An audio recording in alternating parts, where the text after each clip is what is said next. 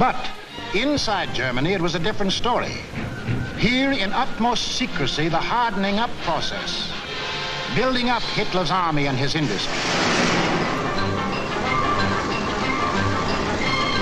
Tell the world we have no raw materials and never let them see what goes on. Day after day, night after night, month after month, year after year. We must have the world's most powerful club. Forget ours. Forget working conditions. Forget how to think. Forge the club of blood and iron. Let the democracies talk about freedom. No freedom here. No labor unions. No overtime. The Führer tells you where to work, when to work, how long to work, how much your work is worth. Forge the club of blood and iron. We have a sacred mission. Today we rule Germany. Tomorrow, the world.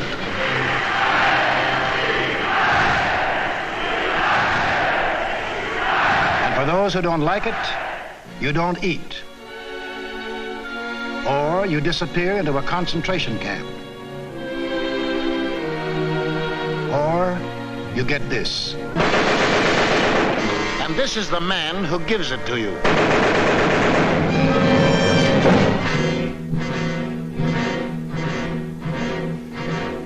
And what of the army? Before Hitler came into power, the German army by treaty was limited to 100,000 men. But treaties to the Germans have always been something to ignore. These 100,000 men were, in reality, 100,000 highly trained officers, the men who lead the Nazi regiments today. But Hitler didn't merely ignore the treaty. He tore it up, and in 1935 ordered national conscription. Simultaneously, he ordered German youth to become air-minded. Toy gliders filled the air. But as the boys grew bigger, so did the gliders. Soon these same youths were trained pilots, flying the new planes the factories were producing. The Luftwaffe was being assembled.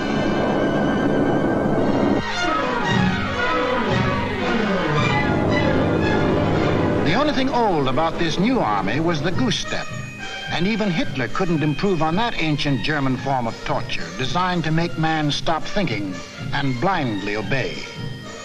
Goose-step them until they become as insensible as weapons.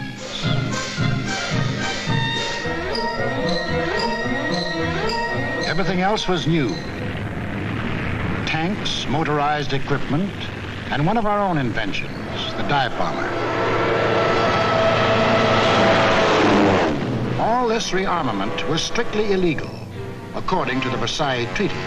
And the next illegal step Hitler took was to march his troops into the Rhineland, a strip of land between Germany and France, demilitarized after the last war as a precaution against future German aggression. But Hitler's plan of eastern conquest demanded a barrier against democratic action in the West. So Hitler remilitarized the Rhineland and began building the formidable Siegfried Line, a chain of forts and defenses 450 miles long and in some places 30 miles wide. Germany had fought one two-front war and didn't want another.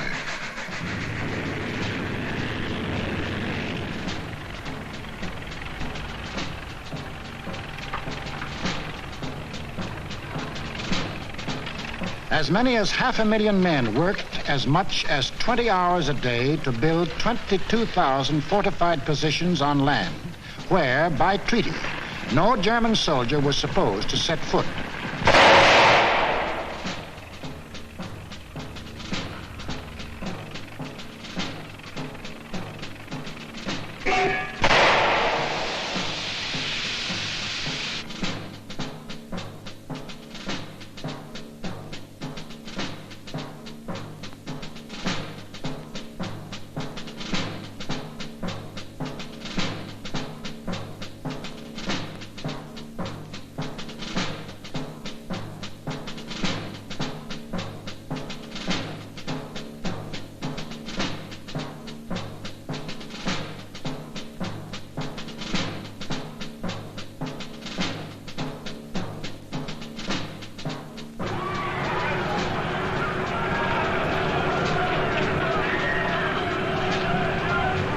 Hitler had his Siegfried Line.